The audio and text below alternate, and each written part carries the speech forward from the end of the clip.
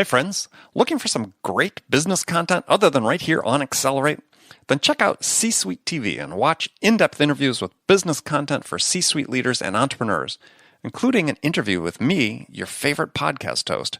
And it's all on demand. Watch and get insider secrets on demand by going to csuitetv.com. That's c-suitetv.com. Business insights on demand. Okay, let's do the show.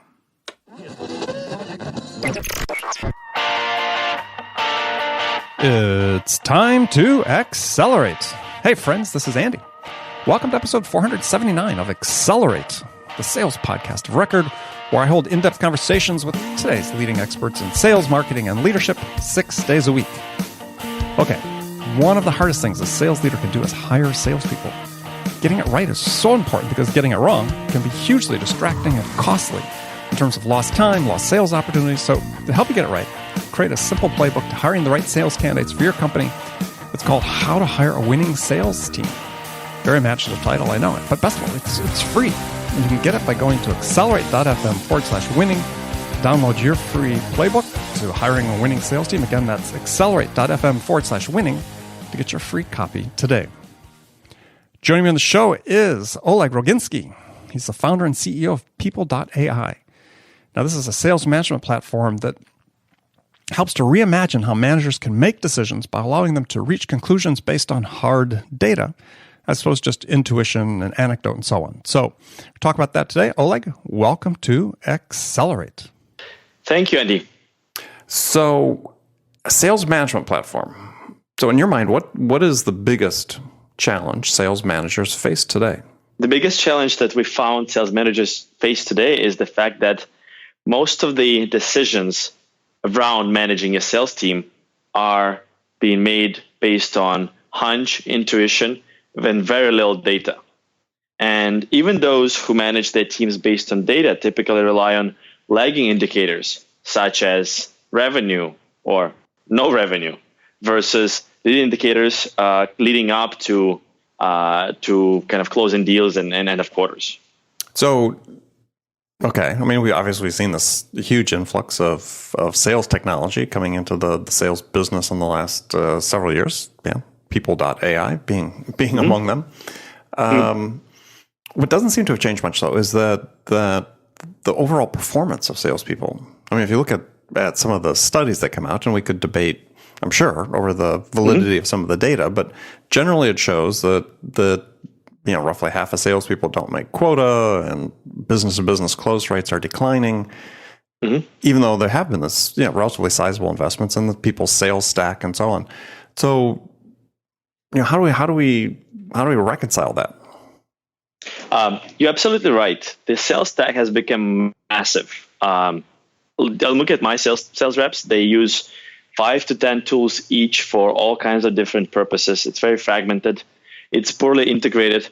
And one thing that we see it generates is a ton of silos in terms of data, in terms of attention span of a sales rep, in terms of their workflow. Sales reps end up managing their sales stack more than they actually end up selling. And that's what we see there. Now, another thing we're seeing is that because there's so much fragmentation, no kind of unified data around what the sales reps do, the sales managers don't have any idea of what's going on in their teams. And that's the problem we set out to solve at People.ai, kind of full visibility, transparency into what's happening with the sales managers, or with the sales reps for the sales managers, and ability to positively influence how the process of sales is being done by the team. Well, I mean, so you talk about lack of visibility, but one of the selling points of let's say sales development platforms, which there are many that are out there these days, was that hey, we're providing real transparency into at least one portion of the selling process. And I mean, is that not true, or that's not how the systems are being used? So that's exactly true for one portion of the sales process. Right. So we are seeing that there is multiple systems that each one covering its own piece of the stack, but there's no unifying glue or one place with one click where you can go. You can find out very clearly what's happening. You can find out what should I coach my rep on exactly, or how's his ramp going versus the ramp of the best guy from 2 years ago. So these kind of questions stay unanswered because of the fragmentation in the market and because of the fact that all these tools, each one has a small analytics platform, but there is no unifying window on it. Now, another thing to understand is that most of the sales development platforms are focusing on the workflow of the rep. Mm-hmm. They're trying to make the rep more effective, give him templates, give him cadences, try to give him an ability to touch more accounts or more people in the same amount of time, and make it a little bit more convenient. What nobody has focused on is making the life of the manager easier. Okay. So, true. I mean, yes. Well, yeah, sort of true, right? I mean, the fact is there are, I guess, through CRM and so on, I mean, there are certainly ostensibly there's data that's available for managers to be able to see. So once you describe what you're showing and what you're providing in People.ai, that's different from what managers have access to today. You're right. There is data in CRM, part of it, whatever reps deem to or decide to log in there. There is data in the sales development tools like SalesLoft, Outreach, Yesware, etc. There is data in the phone systems, be it RingCentral, Inside Sales, mm-hmm. or new guys like Chorus that pull out data there. There's data also. Chorus being a company that's recording and will enable you to analyze your call, right? Yes. There's also data in their DocuSign. There is data in probably SteelBreak if you use that. There's data in your WebEx about who joined the call. There's your calendar. There's all these places where there's data about what the rep did. But still, we run into situations where, like yesterday, I had a meeting with a pretty successful CRO from a large, fast-growing company who spends an hour every Monday morning counting how many meetings are on his reps' calendars for the upcoming week to see if we're staying on par with the plan or not. So there is still no one place where all of this data lives, is formatted or is normalized in the right way, mm-hmm. and can provide very easy, one-click, actionable answers without any digging or calling on to your sales ops people about the decision you're facing right now as a sales manager. So you described and you listed, a variety of different platforms, apps would be element of your sales stack. And I'm assuming what you're saying is that you're able then to pull all that data into a central spot. And you said normalize it and make it available for the managers to see in one place. Yes. So we connect to 98 different systems right now, pull in all of the data in high definition about everything the sales reps do, and format it in a way where it answers specific actionable questions that sales directors run into every day in their work. So give us an example. A good example would be ramp. Very few companies are able to effectively track whether someone is ramping correctly, whether they're falling behind, whether they are ready to go out and go crushing, or if the rep is not going to make it. The best way to figure that out is to compare how the rep is tracking across multiple metrics about him versus successful or unsuccessful ramps in your past. So that is available within People.ai with a click or two. Leveraging off of another app that's perhaps tracking that data specifically. Leveraging off all the email activity, phone, document activity, mm-hmm. WebEx, GoToMeeting, etc. Basically everything that your current rep is doing, as well as the reps have been doing previously on your team, and as well as leveraging Salesforce data to figure out how that ramp activity overlays on your sales process and whether there is some outliers, both positive or negative, on the ramp trajectory and the sales process itself. Very simple example is the new rep just got a couple opportunities in. Is he talking to the power? Because typically you need to, in your sales process, based on all historical closes, you need to have a C-level involved at day 30 of the sales cycle, or the chances of you not closing the deal are very slim. And so if the current rep is not having C-level power in both of his opportunities, he's working on during his ramp. You need to know that, and you need to know that now. Yeah, it brings an interesting question about data, and one of the things that we find with data is that we tend to use data to reinforce our current filter, our current perspective on things, right? The whole confirmation bias issue. Mm-hmm. How do you help managers sort of avoid that? That is a good question. And to be honest, a lot of the use we're getting right now is with sales managers confirming or kind of not confirming their hunch. All of them have experience managing their teams, and they have developed some kind of level of hunch or intuition when something goes wrong or right.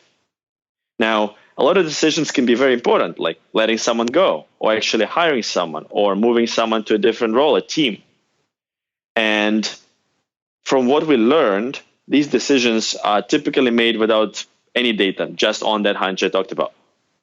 So very frequently, we get user feedback where they say, hey, I was wondering why this rep is not making it. Now I know exactly why he's not making it. I know where his bottleneck is. And I'm going to focus my next 3 one-on-ones with him on fixing that specific bottleneck that I found in his behavior. Yeah, well, again, I've interviewed a number of people recently about data because one of the things that I'm concerned about is that, yeah, we're producing this data, but we haven't really distinguished between correlations and causality. Mm-hmm. And so, we default to correlations, and without really understanding, the causal factors that are really determining what the outcomes are.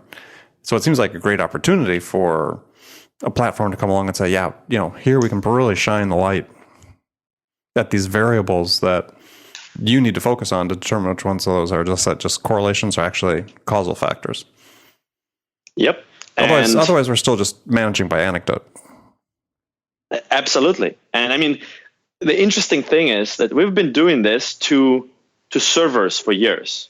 We've been doing this to machines with successful companies like Splunk and AppDynamics and Datadog, figuring out root cause effects of something breaking upstream or something not working right upstream, and then what does it lead to downstream? And so People.ai for the first time is applying that kind of methodology to people. Now, given the AI suffix, are you using some sort of machine learning or AI applying that in the system? Plenty of that. Yeah, plenty of that. I mean, my background is 10 years in what you call AI now. I prefer calling it just clever machine learning. The machine learning domain name wouldn't be as sexy. No, people have a hard time typing that in, yeah. Yeah, but yes, we do have plenty of machine learning applied throughout the application, from tactical use cases where just data deduplication, data normalization, it's not that easy. You have to put in a lot of thought and engineering there, as well as a large amount of data and a way to bridge gaps in that data with machine learning. And then besides that, our kind of V2 version of the product is going to be fully predictive. And it's going to be proactively answering questions like the ones I told you about before the manager even asks them. So that's the part where machine learning is going to shine in full force. Well, you talk about, I mean, I agree that it's going to have a big role to play. I'm sort of pausing, thinking about, because it's the next question, which is, we seem to be sort of in a rush in some respects to, especially when it comes to managing and coaching sales reps, to want to automate parts of that. Yet, it's great to have data, but there's still a human aspect here. Mm-hmm. So, like the predictive part of it, I mean, how valuable is that really going to be? Because you're predicting something that's the outcome of a human talking to a human, and while you certainly can, draw a circle around what the possible outcomes might be, is there's still human-humans, very complex interaction. How precise can we really expect to be? Well, it depends what you're applying predictive to. we're in no way trying to replace the sales reps or the sales managers. What we are trying to do, we're trying to add a layer of data in their kind of interaction with each other. Just think about it. Sales profession is considered to be one of the most kind of disposable professions. It's totally fine to hire a rep and 2 quarters later to fire him in these days.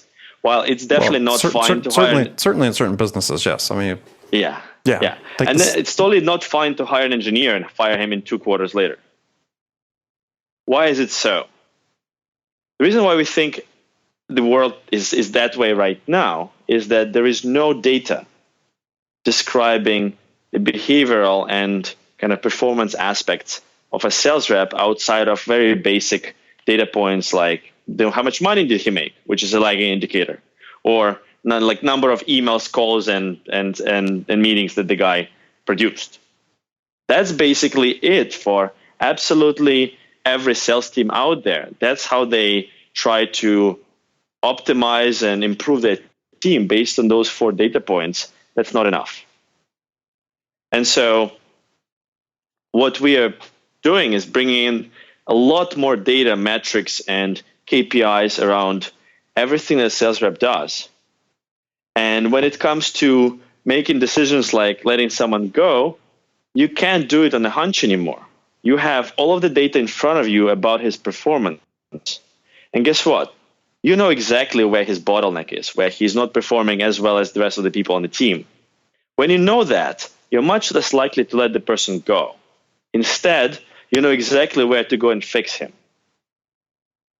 Train more, provide coaching, provide templates, listen into his phone calls, attend his meetings, whatever it takes. But the whole disposable culture around hiring, managing, running a sales team comes from the fact that there is no data, no granular data about what the reps do, how they do it, and how they do it the right thing. Well, yeah, certainly that's changed a lot. Given again all the sales tech that's available. Mm-hmm. I mean, you certainly have more insight into activity levels. Yep. Than you ever had before, for sure. Yeah, it's interesting because then I think you talk about this is that sales has always been sort of considered a black box. But interesting, compared to almost every other, if you go through a company and say, where actually do you have the greatest transparency in terms of actual output and performance? Sales is really the one. I mean, compared to any other white collar profession within a company, how this marketing person perform, how this operations person perform, but with sales, it's very black and white. Yeah, and you're talking about a very interesting topic where I think sales is black and white because it's one of the few professions where we have a clear binary outcome. Mm-hmm. You got every sales process. Yeah, you got it. You didn't. But with other verticals, it's even worse than with sales, where there is no binary outcome. You kind of did the job, or you kind of didn't do the job. Nobody knows. So it's way worse outside of sales when it comes to figuring out how do you make people successful using data. Now, that was going to be a follow-up question. So how do you, if you were to say, okay, People.ai, I mean, you're fairly generic in your title, so I presume you're starting with sales, but there's a greenfield of opportunity outside of sales that's never been touched. Absolutely, and I can't comment on the plans outside of sales, but you're right. There is a greenfield opportunity there, and there's a lot to be done. And guess what? Sales is the best data set to train the machine to go after other verticals. Okay, you didn't comment, but you just did. Perfect. All right, we're going to keep track of that. So, again, you also make a comment that no manager can definitively say what separates a top performer from a low performer. And is it really the lack of data at this point? The point that you brought up here, which is really, really interesting, is that managers can't tell the difference. I mean, outside of the revenue numbers. I think there's a lot of problems compounding there. First one is data. There's, in many cases, lack of data, in many cases, too much data, but there's never data in a very easy to consume, accessible format.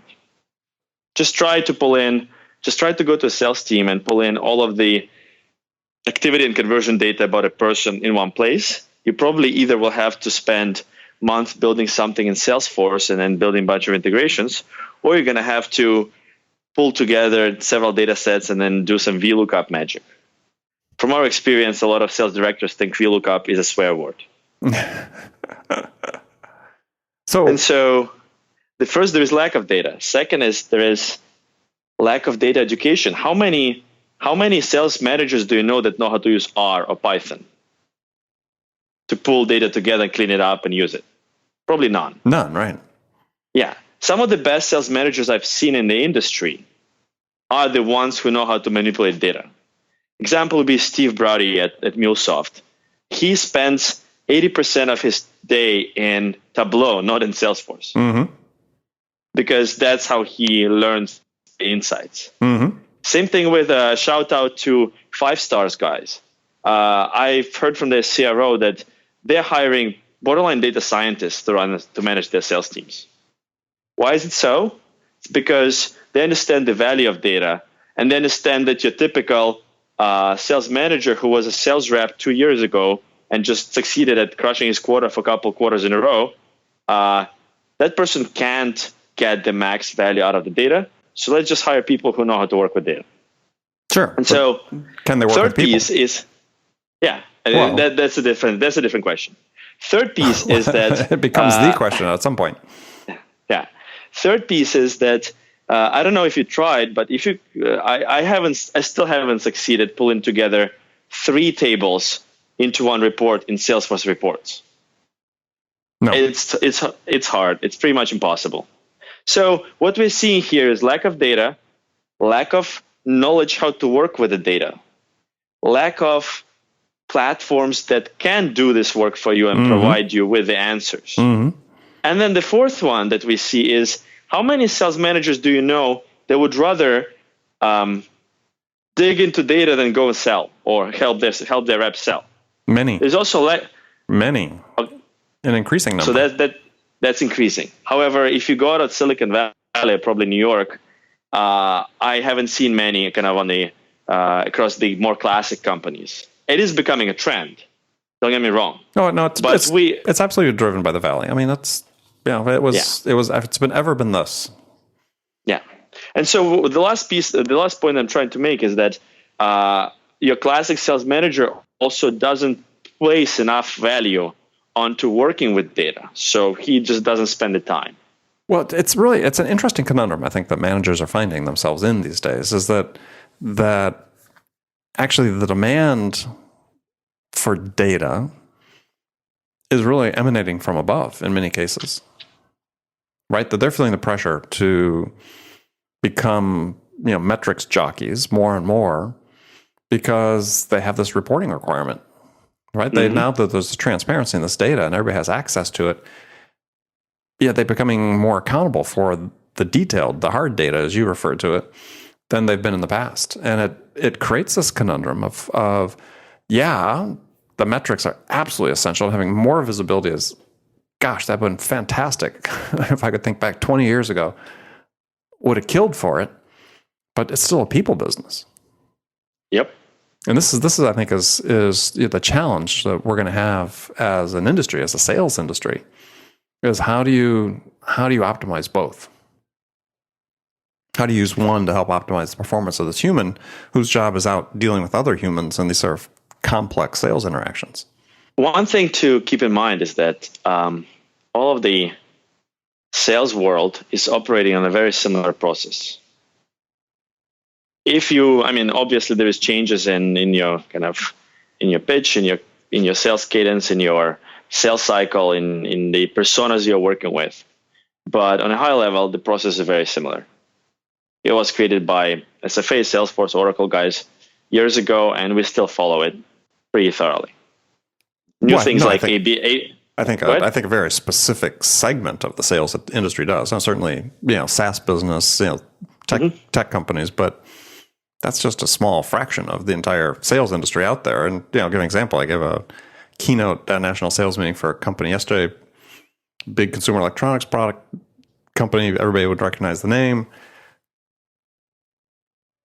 Yeah, very little CRM usage, very little tool usage, selling a complex technical product, not hugely high dollar volume product, but still nonetheless, it requires, person to person selling.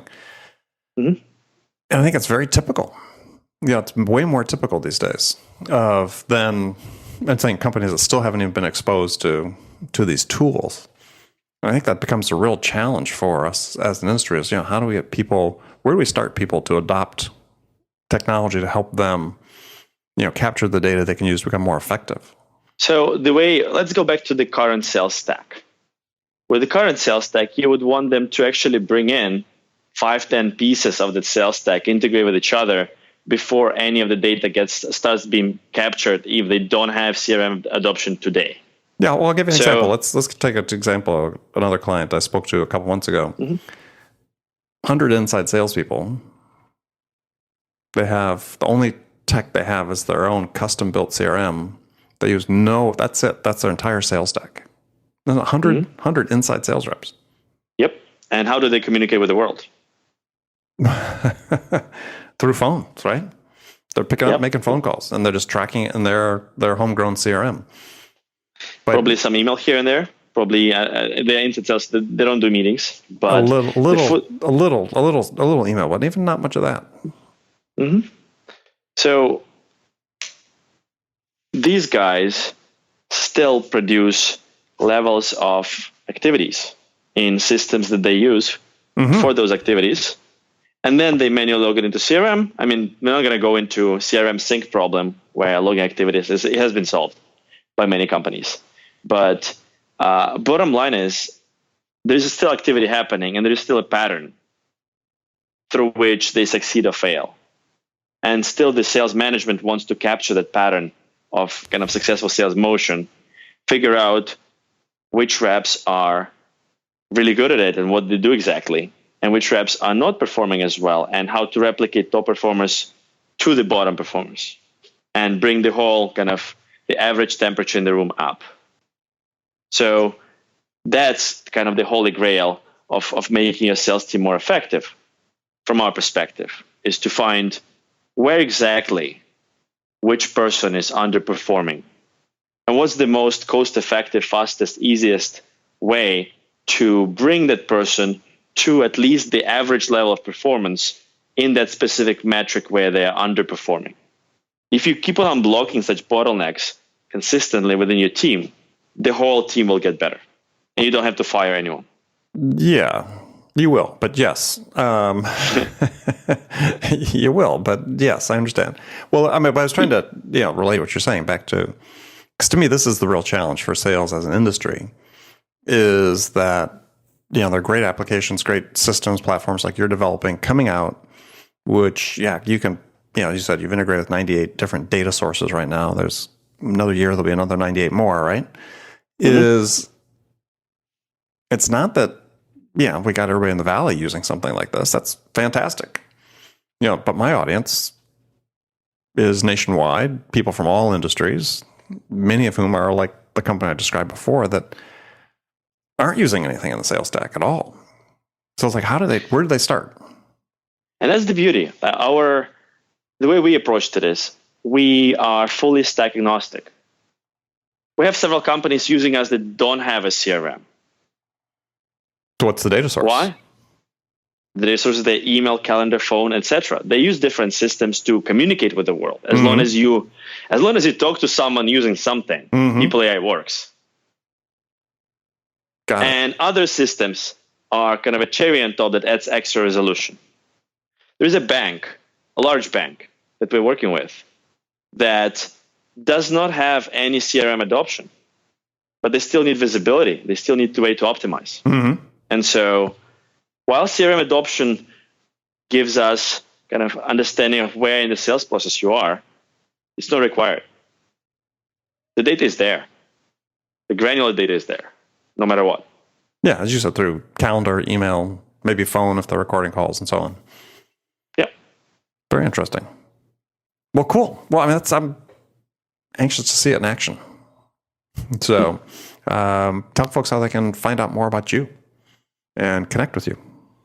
Yeah, they can go to People.ai and reach out to us. We've been really focused on building the platform and mostly doing kind of targeted outbound approach to our go-to-market, just because it is very important to pick your customer early to make sure you have the right customer. So what's the ideal client profile for you today, for people listening to this, to see if this would be a fit with them? Ideal profile is B2B companies, mostly in tech, ad sales. So anywhere where there is a structured or semi-structured sales process that have between 20 to 250 sales reps. Okay, perfect. And if they have that, you know the guy to reach out to, Oleg. And actually, if you go to people.ai, your face pops up in the chat box often. So, yep, we have a team manning that, including me. Everybody in the company does support. They do kind of customer-facing interactions, including intercom. And you can also reach me at oleg@people.ai. Excellent. All right, Oleg, thank you very much for joining me. Thank you, Andy. It's been very interesting. And friends, thank you for spending this time with us today. Remember, please come back, join us again for our next show. That could be tomorrow, hopefully. And until then, really appreciate if you take a few moments, go to iTunes, subscribe to this podcast, leave a review for us. We really want to hear what we could do to help deliver more value for you with the show. And so thanks for joining me. And until next time, this is Andy Paul. Good selling, everyone.